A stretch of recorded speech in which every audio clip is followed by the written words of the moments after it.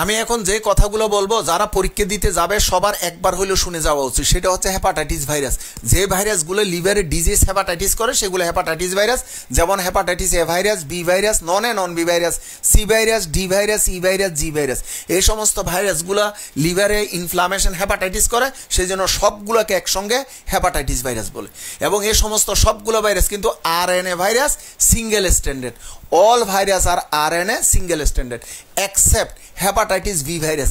এইটা শুধু DNA virus এবং ডবল স্ট্যান্ডার্ড। এই যে hepatitis B virus, DNA double standard. সব ভাইরাসগুলোর মধ্যে মাত্র 2টা ভাইরাসে ক্যান্সার করে। যারা ক্যান্সার করে তাকে অঙ্কোজেনিক ভাইরাস বলে। হেপাটাইটিস বি ভাইরাস এবং সি ভাইরাস এই 2টা আমাদের ক্যান্সার করে, সেই জন্য এগুলোকে অঙ্কোজেনিক ভাইরাস বলে। এবং এগুলো কোথায় ক্যান্সার করে? লিভারে ক্যান্সার করে, হেপাটোসেলুলার কার্সিনোমা। আর এই সমস্ত ভাইরাসগুলোকে কিল করার জন্য স্টেরিলাইজেশনেরও দরকার হয় না, বয়লিংয়েরও দরকার হয় না। মাত্র 60 ডিগ্রি সেন্টিগ্রেড টেম্পারেচার সব ভাইরাসগুলো কিল হয়। আর আমাদের এখানে এ ভাইরাস এবং ই ভাইরাস পানিবাহিত রোগ, ইনফেক্টেড ওয়াটারের মাধ্যমে আমাদের শরীরে আসে এবং ইন্টারেস্টিং ঘটনা হচ্ছে স্পন্টেনিয়াসলি ভালো হয়ে যায়। একমাত্র চিকিৎসা হচ্ছে রেস্ট। এখন হেপাটাইটিস এ ভাইরাসের কারণে যে মাইলজি, আর্থ্রালজি, ফিভার হয়, এই সময়ে যদি আমরা প্যারাসিটামল দিই, প্যারাসিটামল কিন্তু কন্ট্রাইন্ডিকেটেড, কারণ প্যারাসিটামল লিভারে মেটাবলিজম হয় আর লিভার কিন্তু অসুস্থ। এই অবস্থাতে মাইলজি, আর্থ্রালজি, ফিভারের জন্য আমরা প্যারাসিটামল দিলে শেষ পর্যন্ত রুগীর সিরোসিসও লিভার পর্যন্ত হইতে পারে। সেই জন্য আমরা প্যারাসিটামল ছাড়া অন্য ওষুধ আমরা ব্যবহার করতে পারি, তবে ওষুধ ব্যবহার না করতে পারলে সবচেয়ে বেশি ভালো।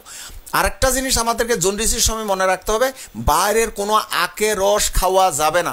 আখের রসে কিন্তু প্রচুর পরিমাণে ফাঙ্গাস থাকে, আর আমাদের শরীরে ফাঙ্গাস হয় না, টি সেল বেশি ভালো। কিন্তু ভাইরাল ডিজিজ যখন হবে আমাদের শরীরে টি সেল থাকে না, সেই জন্য আখের রসের মাধ্যমে যে ফাঙ্গাস আসবে তখন আমাদেরকে আরেকটা ওষুধ ফাঙ্গাল ডিজিজ হবে। সেই জন্য কোনো অবস্থাতে বাইরের আখের রস খাওয়া যাবে না। আরেকটা হচ্ছে হেপাটাইটিস ই ভাইরাস। যদি হেপাটাইটিস ই ভাইরাসে কোনো প্রেগনেন্ট লেডি হয়, প্রেগনেন্ট লেডির যদি জন্ডিস হয় এবং সেটা যদি হেপাটাইটিস ই ভাইরাসের কারণে হয়, মোর্টালিটি রেট হচ্ছে ওই মহিলার 25%। কিন্তু দুঃখের ব্যাপার হচ্ছে আমাদের দেশে আমার যতগুলো রিপোর্ট আছে সেগুলো হচ্ছে প্রেগনেন্ট লেডির যদি জন্ডিস হেপাটাইটিস ই ভাইরাসের কারণে হয়, অন্য কোনো ভাইরাসের কারণে জন্ডিস হলে মোর্টালিটি রেট এরকম হয় না।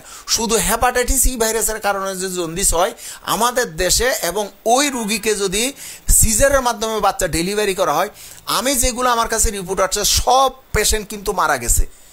সেই জন্য আমি বলবো যাদের জন্ডিস হয়েছে এবং জন্ডিসটা হেপাটাইটিস ই ভাইরাসের কারণে হয়েছে, তারা যাতে কোনো অবস্থাতে সিজারের মাধ্যমে বাচ্চা ডেলিভারি না করে অন্য কোনো রুটে যাতে বাচ্চাটা ডেলিভারি করে।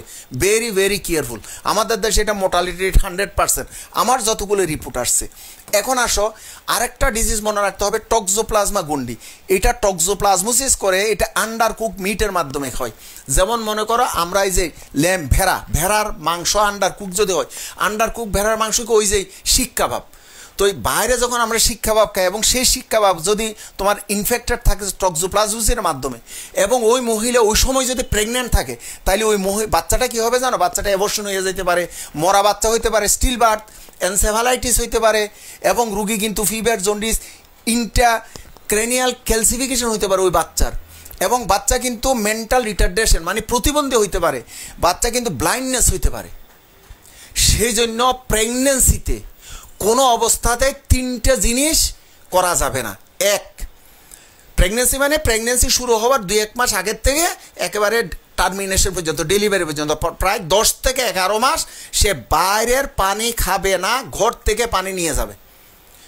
2, সে বাইরে কোনো শিক কাবাব খাবে না। 3 নম্বর হচ্ছে ফুচকা খাবে না, কারণ ফুচকার মধ্যে কিন্তু ইনফেক্টেড ওয়াটার আছে, থাকতে পারে। এবং আখের রস খাবে না।